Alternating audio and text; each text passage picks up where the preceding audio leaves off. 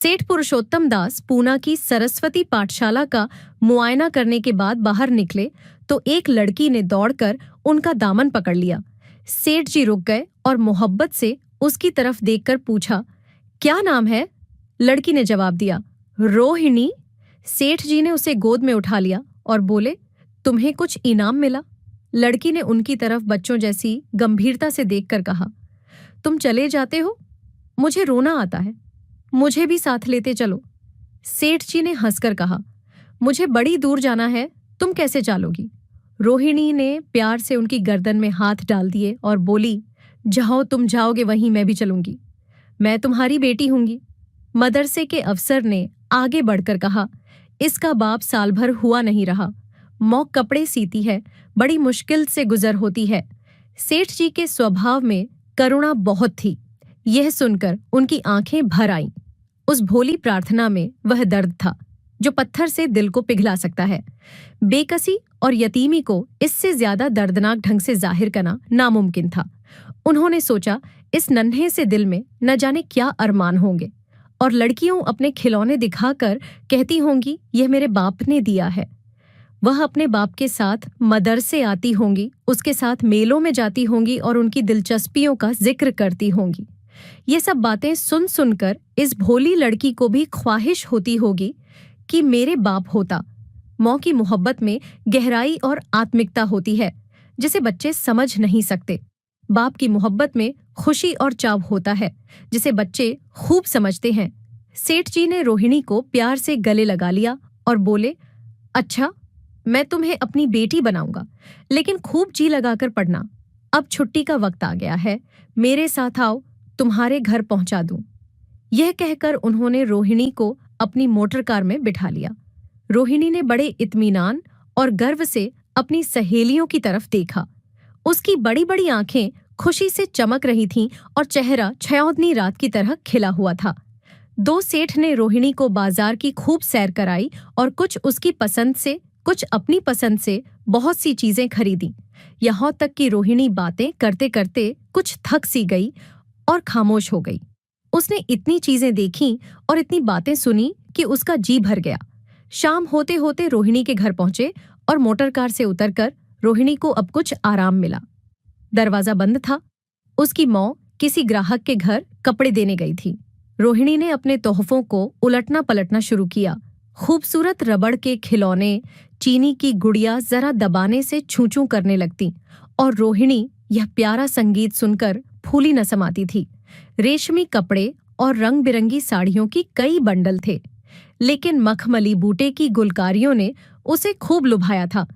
उसे उन चीजों के पाने की जितनी खुशी थी, उससे ज्यादा उन्हें अपनी सहेलियों को दिखाने की बेचैनी थी। सुंदरी के जूते अच्छे सही, लेकिन उनमें ऐसे फूल कहूं हैं, ऐसी गुड़िया उसने कभी देखी भी न होंगी। इन ख्यालों से उसके दिल में उमंग भर आई और वह अपनी मोहिनी आवाज में एक गीत गाने लगी। सेठ जी दरवाजे पर खड़े इन पवित्र दृश्य का हार्दिक आनंद उठा रहे थे।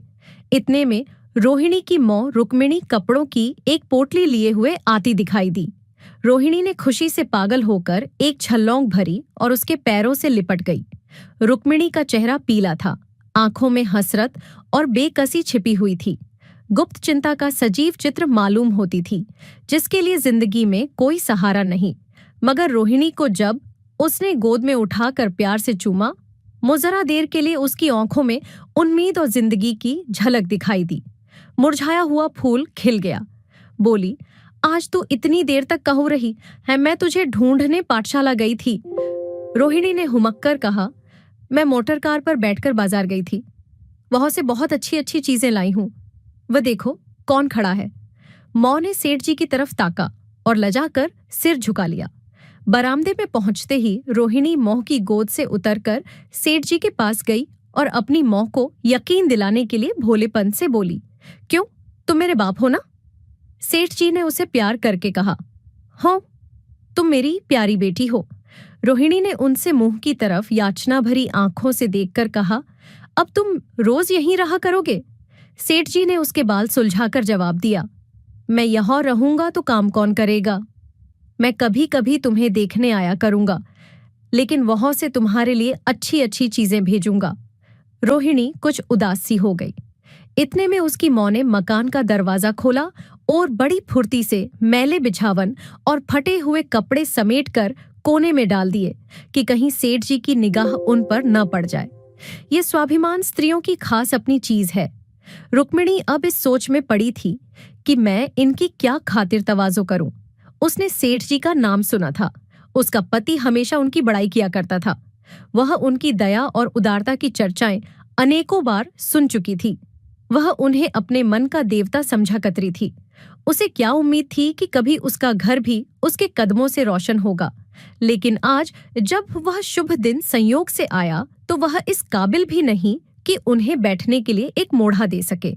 घर में पान और इलायची भी नहीं। वह अपने आंसुओं को किसी तरह न रोक सकी। आखिर जब अंधेरा हो गया और पास के ठाकुर द्वारे से घंटों और नगाड़ों की आवाजें आने लगीं, तो उन्होंने जरा ऊंची आवाज में कहा, बाई जी, अब मैं जाता हूँ। मुझे अभी यहाँ बहुत काम करना है। मेरी रोहिणी को कोई तकलीफ न हो। मुझे जब मौका मिलेगा उसे देखने आऊंगा। उसके पालने पोसने का काम मेरा है और मैं उसे बहुत खुशी से पूरा करूंगा। उसके लिए अब तुम कोई फिक्र मत करो। मैंने उसका वजीफा बॉन्ध दिया है और यह उसकी पहली किस्त है। यह कहकर उन्होंने अपना खूबसूरत बटुआ निकाला और रुक्मिणी के सामने रख दिया। गरीब औरत की आंखें में आंसू जारी थे। उसका जी बरबस चाहता था कि उसके पैरों को पकड़कर खूब रोए। आज बहुत दिनों के बाद एक सच्चे हमदर्द की आवाज उसके मन में आई थी। जब सेठ जी चले तो उसने दोनों हाथों से प्रणाम किया। उसके हृदय की गहराइयों से प्रार्थना निकली, आपने एक बेबस पर दया की है, ईश्वर आपको इसका बदला दे। दूसरे दिन रोहिणी पाठशाला गई तो उसकी बाकी सज धज आंखों में खूबी जाती थी। उस्तानियों ने उसे बारी बारी प्यार किया और उसकी सहेलियों उसकी एक एक चीज को आश्चर्य से देखती और ललचाती थी। अच्छे कपड़ों से कुछ स्वाभिमान का अनुभव होता है। आज रोहिणी वह गरीब लड़की न रही जो दूसरों की तरफ विवश नेत्रों से देखा करती थी। आज उसकी एक एक क्रिया से शैशवोचित गर्व और चंचलता टपकती थी और उसकी जबान एक दम के लिए भी न रुकती थी। कभी मोटर की तेजी का जिक्र था, कभी बाजार की दिलचस्पियों का बयान, कभी अपनी घोड़ियों के कुशल मंगल की चर्चा थी और कभी अपने बाप की मोहब्बत की दास्तान। दिल था कि उमंगों से भरा हुआ था। 1 महीने बाद सेठ पुरुषोत्तम दास ने रोहिणी के लिए फिर तोहफे और रुपए रवाना किए। बेचारी विधवा को उनकी कृपा से जीविका की चिंता से छुट्टी मिली। वह भी रोहिणी के साथ पाठशाला आती और दोनों माँ बेटियों एक ही दर्जे के साथ साथ पढ़ती। लेकिन रोहिणी का नंबर हमेशा माँ से अव्वल रहा। सेठ जी जब पूना की तरफ से निकलते तो रोहिणी को देखने जरूर आते और उनका आगमन उसकी प्रसन्नता और मनोरंजन के लिए महीनों का सामान इकट्ठा कर देता। इसी तरह कई साल गुजर गए और रोहिणी ने जवानी के सुहाने हरे भरे मैदान में पैर रखा, जबकि बचपन की भोली भाली अदाओं में एक खास मतलब और इरादों का दखल हो जाता है। रोहिणी अब आंतरिक और बाह्य सौंदर्य में अपनी पाठशाला की नाक थी। हाव भाव में आकर्षक गंभीरता, बातों में गीत का सा खिंचाव और गीत का सा आत्मिक रस था। कपड़ों में रंगीन सादगी, आंखों में लाज संकोच, विचारों में पवित्रता। जवानी थी मगर घमंड और बनावट और चंचलता से मुक्त। उसमें एक एकाग्रता थी, ऊंचे इरादों से पैदा होती है। स्त्रियोचित उत्कर्ष की मंजिलें वह धीरे धीरे तय करती चली जाती थी। 3 सेठ जी के बड़े बेटे नरोत्तम दास कई साल तक अमेरिका और जर्मनी की यूनिवर्सिटियों की खाक छानने के बाद इंजीनियरिंग विभाग में कमाल हासिल करके वापस आए थे। अमेरिका के सबसे प्रतिष्ठित कॉलेज में उन्होंने सम्मान का पद प्राप्त किया था। अमेरिका के अखबार एक हिंदुस्तानी नौजवान की इस शानदार कामयाबी पर चकित थे। उन्हीं का स्वागत करने के लिए बंबई में एक बड़ा जलसा किया गया था। इस उत्सव में शरीक होने के लिए लोग दूर दूर से आए थे। सरस्वती पाठशाला को भी निमंत्रण मिला और रोहिणी को सेठानी जी ने विशेष रूप से आमंत्रित किया। पाठशाला में हफ्तों तैयारियां हुई। रोहिणी को एक दम के लिए भी चैन न था। ये पहला मौका था कि उसने अपने लिए बहुत अच्छे अच्छे कपड़े बनवाए। रंगों के चुनाव में वह मिठास थी, काट छांट में वह फबन जिससे उसकी सुंदरता चमक उठी। सेठानी कौशल्या देवी उसे लेने के लिए रेलवे स्टेशन पर मौजूद थीं। रोहिणी गाड़ी से उतरते ही उनके पैरों की तरफ झुकी, लेकिन उन्होंने उसे छाती से लगा लिया और इस तरह प्यार किया कि जैसे वह उनकी बेटी है। वह उसे बार बार देखती थीं और आंखों से गर्व और प्रेम टपक पड़ता था। इस जलसे के लिए ठीक समुंदर के किनारे एक हरे भरे सुहाने मैदान में एक लंबा चौड़ा शामियाना लगाया गया था। एक तरफ आदमियों का समुद्र उमड़ा हुआ था, दूसरी तरफ समुद्र की लहरें उमड़ रही थीं। गोया वह भी इस खुशी में शरीक थी। जब उपस्थित लोगों ने रोहिणी बाई के आने की खबर सुनी तो हजारों आदमी उसे देखने के लिए खड़े हो गए। यही तो वह लड़की है जिसने अब की शास्त्री की परीक्षा पास की है, जरा उसके दर्शन करने चाहिए। अब भी इस देश की स्त्रियों में ऐसे रत्न मौजूद हैं। भोले भाले देश प्रेमियों में इस तरह की बातें होने लगीं। शहर की कई प्रतिष्ठित महिलाओं ने आकर रोहिणी को गले लगाया और आपस में उसके सौंदर्य और उसके कपड़ों की चर्चा होने लगी। आखिर मिस्टर पुरुषोत्तम दास तशरीफ लाए। हालांकि वह बड़ा शिष्ट और गंभीर उत्सव था, लेकिन उस वक्त दर्शन की उत्कंठा पागलपन की हद तक जा पहुंची थी। एक भगदड़ सी मच गई। कुर्सियों की कतारें गड़बड़ हो गई। कोई कुर्सी पर खड़ा हुआ, कोई उसके हत्थों पर। कुछ मनछले लोगों ने शामियाने की रस्सियां पकड़ी और उन पर जा लटके कई मिनट तक यही तूफान मचा रहा। कहीं कुर्सियां टूटी, कहीं कुर्सियां उलटी, कोई किसी के ऊपर गिरा, कोई नीचे। ज्यादा तेज लोगों में धौल-धप्पा होने लगा। तब बीन की सुहानी आवाजें आने लगी। रोहिणी ने अपनी मंडली के साथ देश प्रेम में डूबा हुआ गीत शुरू किया।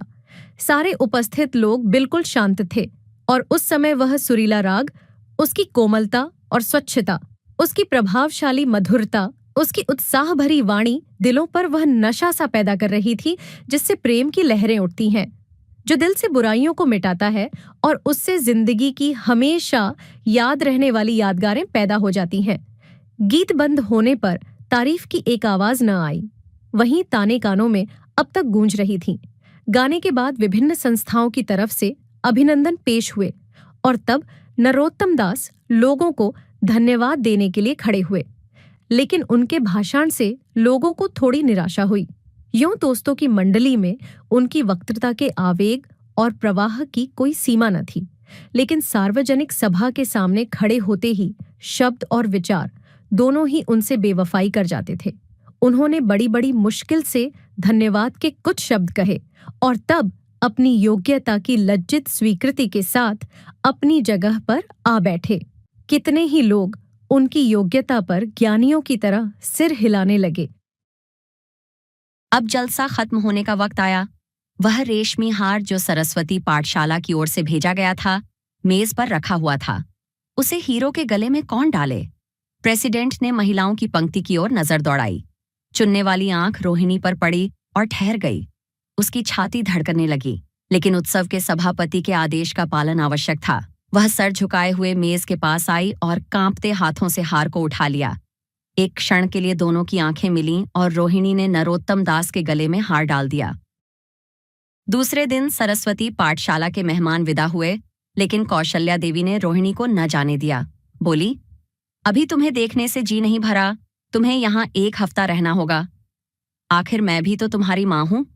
एक माँ से इतना प्यार और दूसरी माँ से इतना अलगाव। रोहिणी कुछ जवाब न दे सकी। ये सारा हफ्ता कौशल्या देवी ने उसकी विदाई की तैयारियों में खर्च किया। 7वें दिन उसे विदा करने के लिए स्टेशन तक आईं। चलते वक्त उससे गले मिली और बहुत कोशिश करने पर भी आंसुओं को न रोक सकीं। नरोत्तम दास भी आए थे। उनका चेहरा उदास था। कौशल्या ने उनकी तरफ सहानुभूतिपूर्ण आंखों से देखकर कहा, मुझे ये तो ख्याल ही न रहा, रोहिणी क्या यहाँ से पूना तक अकेली जाएगी? क्या हर्ज है, तुम ही चले जाओ, शाम की गाड़ी से लौट आना। नरोत्तम दास के चेहरे पर खुशी की लहर दौड़ गई, जो इन शब्दों में न छिप सकी। अच्छा, मैं ही चला जाऊंगा। वह इस फिक्र में थे कि देखें विदाई की बातचीत का मौका भी मिलता है या नहीं। अब वह खूब जी भरकर अपना दर्द दिल सुनाएंगे और मुमकिन हुआ तो उस लाज संकोच को जो उदासीनता के पर्दे में छिपी हुई है मिटा देंगे। रुक्मिणी को अब रोहिणी की शादी की फिक्र पैदा हुई। पड़ोस की औरतों में इसकी चर्चा होने लगी थी। लड़की इतनी सयानी हो गई है, अब क्या बुढ़ापे में ब्याह होगा? कई जगह से बात आई। उनमें कुछ बड़े प्रतिष्ठित घराने थे। लेकिन जब रुक्मिणी उन पैमानों को सेठ जी के पास भेजती तो वे यही जवाब देते कि मैं खुद फिक्र में हूं। रुक्मिणी को उनकी यह टाल मटोल बुरी मालूम होती थी। रोहिणी को बंबई से लौटे महीना भर हो चुका था। एक दिन वह पाठशाला से लौटी तो उसे अम्मा की चारपाई पर एक खत पड़ा हुआ मिला। रोहिणी पढ़ने लगी। लिखा था, बहन, जब से मैंने तुम्हारी लड़की को बंबई में देखा है मैं उस पर रींझ गई हूं। अब उसके बगैर मुझे चैन नहीं है। क्या मेरा ऐसा भाग्य होगा कि वह मेरी बहू बन सके? मैं गरीब हूं लेकिन मैंने सेठ जी को राजी कर लिया है। तुम भी मेरी यह विनती कबूल करो। मैं तुम्हारी लड़की को चाहे फूलों की सेज पर न सुला सकूं, लेकिन इस घर का एक एक आदमी उसे आंखों की पुतली बनाकर रखेगा। अब रहा लड़का, मां के मुंह से लड़के का बखान कुछ अच्छा नहीं मालूम होता, लेकिन यह कह सकती हूं कि परमात्मा ने यह जोड़ी अपनी हाथों बनाई है। सूरत में, स्वभाव में, विद्या में, हर दृष्टि से वह रोहिणी के योग्य है। तुम जैसे चाहे अपना इत्मीनान कर सकती हो। जवाब जल्द देना और ज्यादा क्या लिखूं? नीचे थोड़े से शब्दों में सेठ जी ने उस पैगाम की सिफारिश की थी। रोहिणी गालों पर हाथ रखकर सोचने लगी। नरोत्तम दास की तस्वीर उसकी आंखों के सामने आ खड़ी हुई। उनकी वह प्रेम की बातें, जिनका सिलसिला बंबई से पूना तक नहीं टूटा था, कानों में गूंजने लगीं। चंद्रमा अपनी बारात लेकर पूरब की तरफ से निकला। उसी वक्त मंगलाचरण का सुहाना राग उस रूपहली चांदनी और हल्के हल्के हवा के झोंकों में लहरें मारने लगा। दूल्हा आया। उसे देखते ही लोग हैरत में आ गए। यह नरोत्तम दास थे। दूल्हा मंडप के नीचे गया। रोहिणी की मां अपने को रोक न सकी। उसी वक्त जाकर सेठ जी के पैर पर गिर पड़ी। रोहिणी की आंखों से प्रेम और आनंद के आंसू बहने लगे। मंडप के नीचे हवन कुंड बना था। हवन शुरू हुआ। खुशबू की लपेटें हवा में उठीं और सारा मैदान महक गया। लोगों के दिलो दिमाग में ताजगी की उमंग पैदा हुई। फिर संस्कार की बारी आई। दूल्हा और दुल्हन ने आपस में हमदर्दी, जिम्मेदारी और वफादारी के पवित्र शब्द अपनी जबानों से कहे। विवाह की वह मुबारक जंजीर गले में पड़ी, जिसमें वजन है, सख्ती है, पाबंदियों हैं, लेकिन वजन के साथ सुख और पाबंदियों के साथ विश्वास है। दोनों दिलों में उस वक्त एक नई, बलवान, आत्मिक शक्ति की अनुभूति हो रही थी। जब शादी की रस्में खत्म हो गईं, तो नाच गाने की मजलिस का दौर आया। मोहक गीत गूंजने लगे। सेठ जी थक कर चूर हो गए थे। जरा दम लेने के लिए बागीचे में जाकर एक बेंच पर बैठ गए। ठंडी ठंडी हवा आ रही थी। एक नशा सा पैदा करने वाली शांति चारों तरफ छाई हुई थी।